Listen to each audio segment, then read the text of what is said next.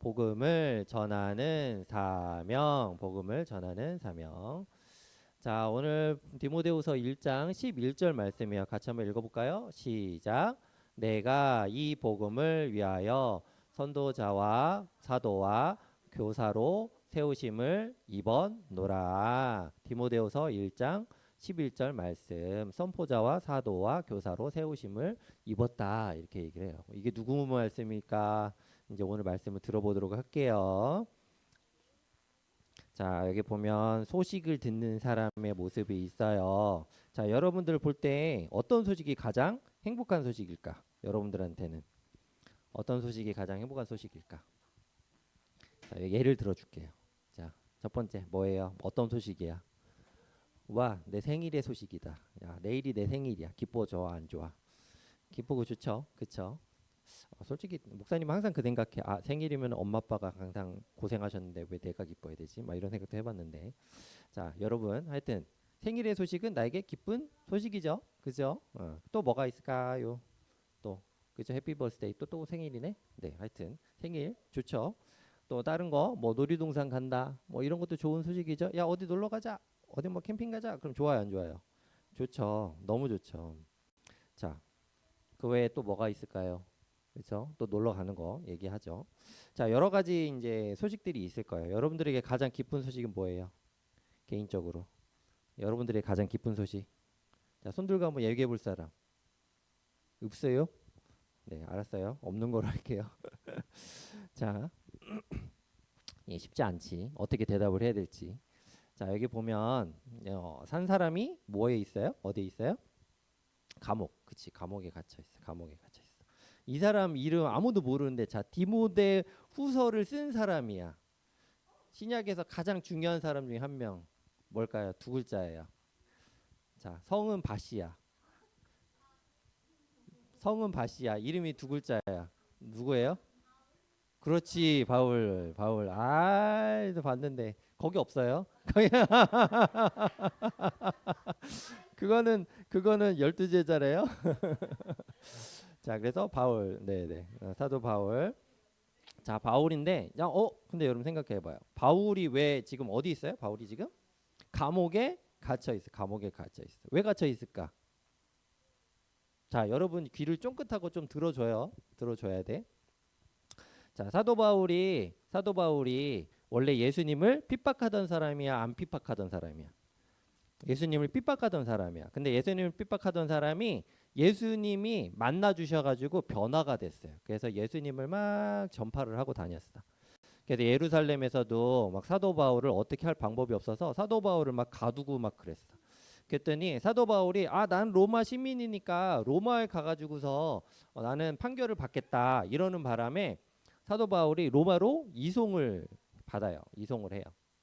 이송을 해서 거기서 1차, 자 따라해 봅시다. 1차 투옥, 1차 투옥을 당해. 그래서 감옥에 갇히게 되는데 이때는 좀 되게 자유했어요. 이때가 AD 61년도에서 63년도 사이래요. 우리가 지금 AD 몇 년도에 살고 있어요?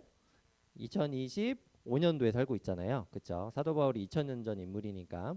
사도 바울이 그래서 가가지고 거기서 가택연금을 당해. 근데 자유롭게 좀 만날 수 있었거든요. 사람들도 만나고 또 초청도 하고 했어. 그래서 여러 가지 서신서도 쓰고 하셨는데 사도 바울이 그때는 잘 있었다가 그다음에 잠시 또 풀려나고 또 전도 여행을 조금 더 하십니다. 그런데 그때 무슨 일이 일어났었냐면 자 로마에 큰 화재가 일어나요. 로마 다 따라해 봅시다. 로마 대화재. 이게 AD 64년도경에 일어난 일이에요. AD 64년도경. 자, 로마는 어떤 나라예요? 황제 숭배의 나라예요? 아니면은 그냥 신을 숭배하는 나라예요? 황제 숭배의 나라잖아요. 물론 뭐 우상들도 있고 신도 섬기기도 하고 하긴 하는데 일단은 황제 숭배 사상은 황제를 신처럼 섬기는 그런 나라였어. 그래서 그런 나라에서 갑자기 화재가 났어. 화재가 나니까 그때 당시에는 여러분 생각해 봅시다. 지금은 건물 구조가 철골이에요, 나무예요? 철골 구조예요, 나무예요? 지금 현재는 우리가 사는 세상은 다 철골 구조로 돼 있잖아요. 그렇죠? 그래서 시멘트는 불에 타요, 안 타요? 시멘트는 불에 안 타요. 근데 옛날에는 이제 시멘트로나 철골 구조가 없었기 때문에 그때 당시에는 로마가 아주 큰 나라였지만 큰 도시였지만 대부분 다 뭐로 만들어져 있어요? 건물이 다 나무로 만들어져 있어요. 대부분 기둥이나 이런 것들이 다 나무였단 말이에요. 그래서 화재가 좀 화재에 취약했어. 그래서 화재가 일어나니까 AD 64년경에 로마 대화재가 일어나가지고 그 공연장에 다 타고 그 도시가 엄청 많이 탔어요. 그래가지고 사람들도 많이 죽었어, 안 죽었어? 죽었어. 그러니까 그때 당시에 여러분 이름 들어봤을 거야. 자, 따라해봅시다. 로마의 황제인데 이름이 뭐야? 네로. 따라해봅시다.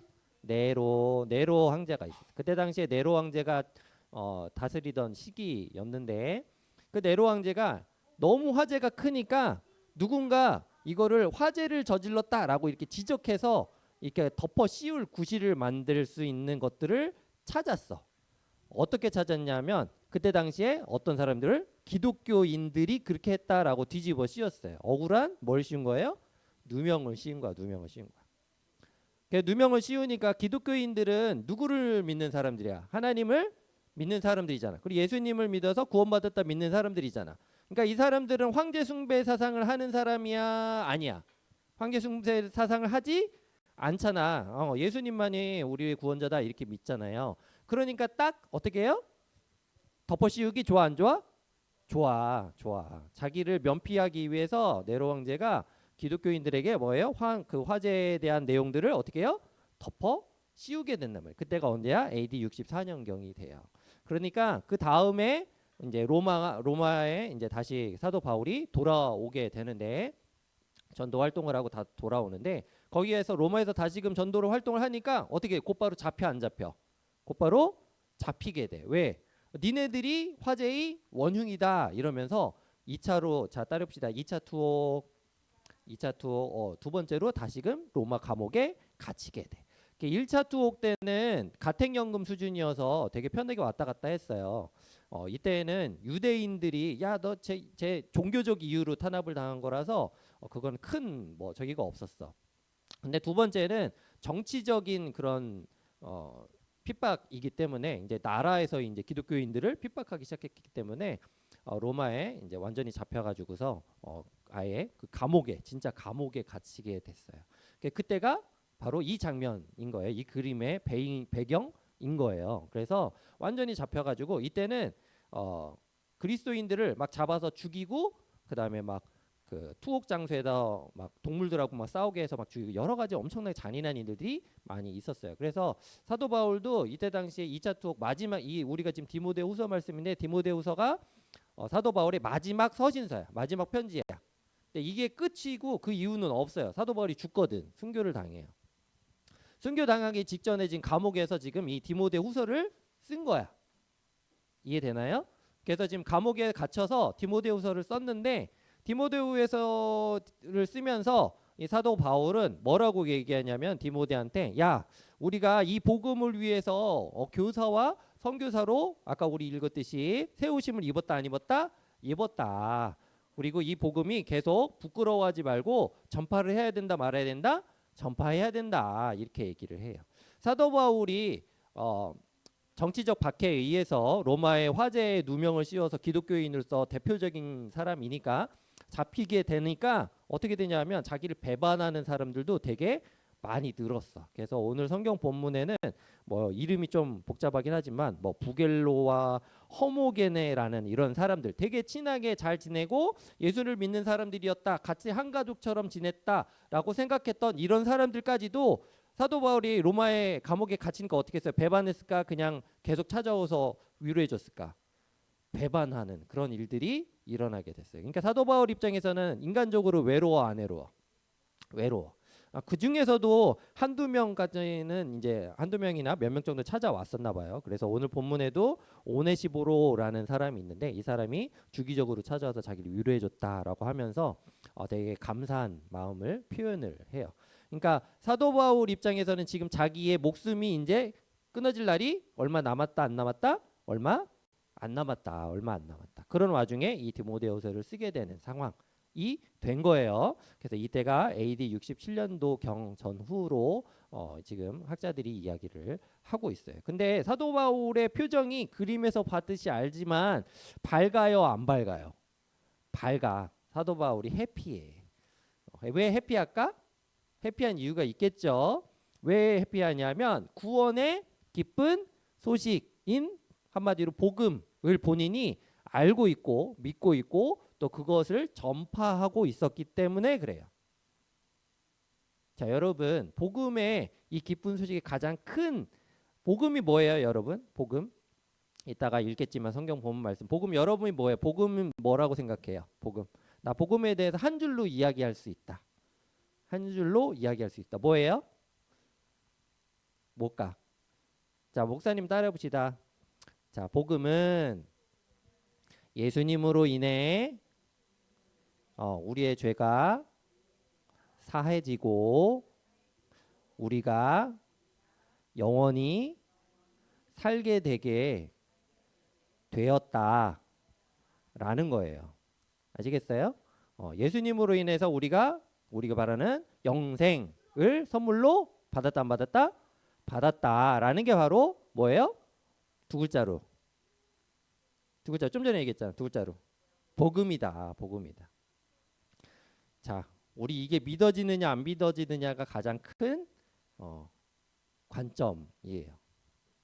근데 여러분 인간적으로는 이 부분이 잘 믿어지지 않을 수 있어요. 인간적으로. 내 생각으로는 믿어져 안 믿어져? 잘 안 믿어져. 잘 안 믿어지는데 그게 인정이 되고 믿어지는 순간이 있어요. 가면 갈수록 아마 그 부분이 여러분들 느껴질 거라고 생각을 해요. 왜? 우리의 삶이 영원히 지속되어 이 땅에서의 삶이 아니죠. 가면 갈수록 우리의 삶은 제한돼 있구나. 우리의 삶은 갈수록 어떻게 해요? 짧구나라는 것을 느끼게 되거든요. 그래서 우리가 이 육신을 이 몸을 입고 있지만 이 땅에서는 우리는 이 육신을 입고 영원히 살 수 없어요. 영원히 살 수 없어요. 그런데 하나님이 2000년 전에 누구를 통해서 보여주셨어요? 영원히 살 수 있다는 것을 예수님을 통해서 영원히 살 수 있다는 것을 보여주셨어. 자, 예수님이 영원히 살 수 있다는 것을 보여준 가장 큰 특징이 뭐예요? 가장 큰 특징, 예수님이 우리에게 영원히 산다는 것을 보여주신 가장 큰 기적 뭐예요? 부활이에요. 부활. 예수님이 어떻게 하셨다고요? 죽었다가 완전히 살아나셨어. 부활하셨어. 자, 이게 우리가 몸이 지금 벽을 통과할 수 있어요? 없어요? 벽을 통과할 수 없어. 그런데 예수님 죽으시고 다시 부활하신 그 예수님은 그냥 존재 자체가 아예 바뀌어서 벽과 이 물리적인 법칙을 다 어떻게 해요? 다 뛰어넘었어. 우리의 존재 자체가 앞으로 그렇게 될 거라는 것을 하나님께서 예수님을 통해서 보여주셔서 안 보여주셨어요? 보여주신 거예요.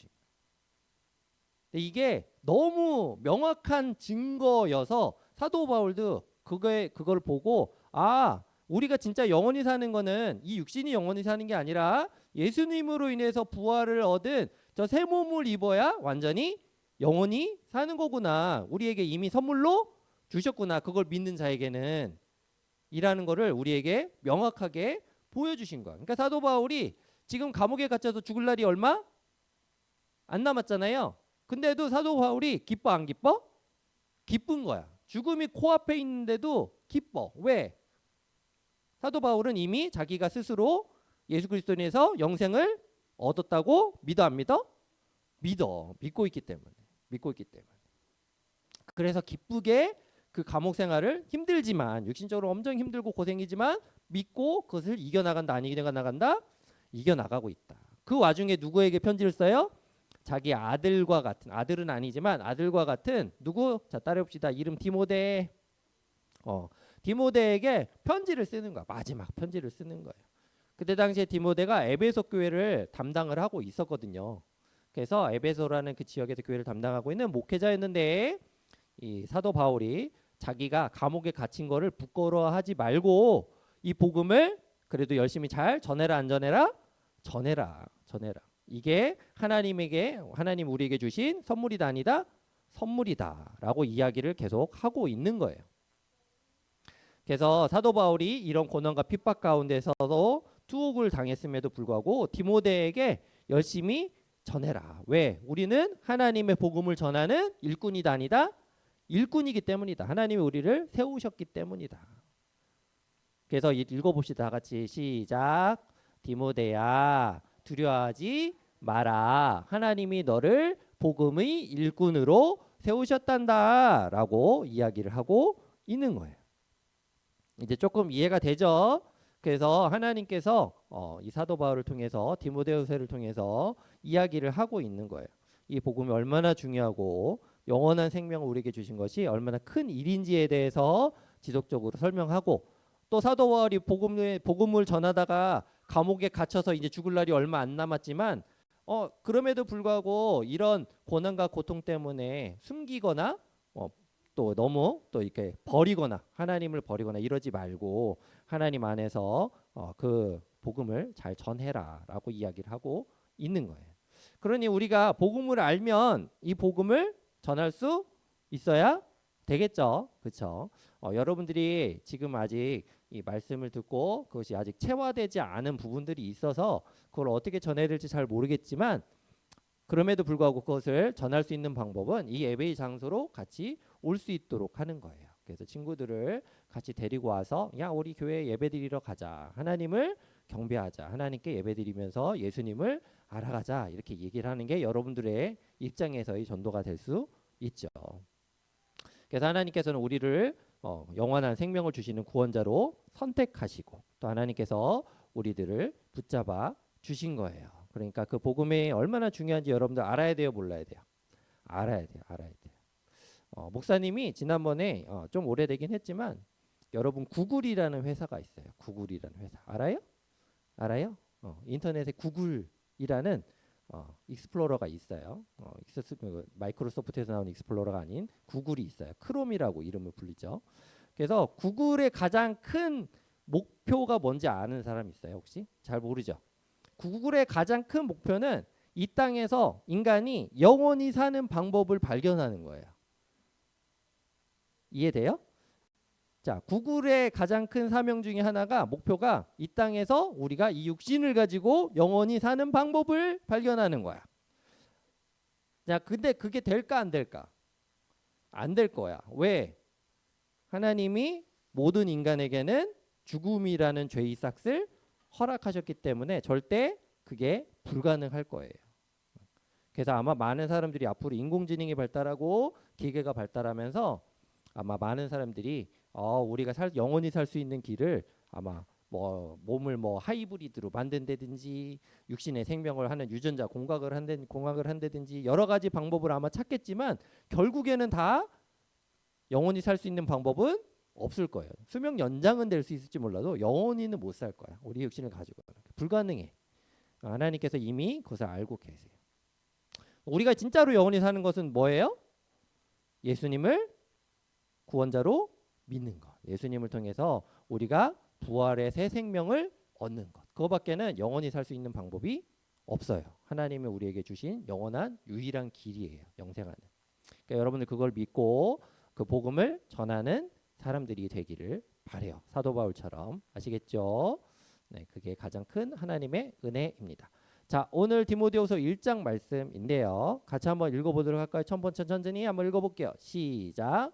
하나님이 우리를 구원하사 거룩하신 소명으로 부르심은 우리의 행위대로 하심이 아니요 오직 자기의 뜻과 영원 전부터 그리스도 예수 안에서 우리에게 주신 은혜대로 하심이라.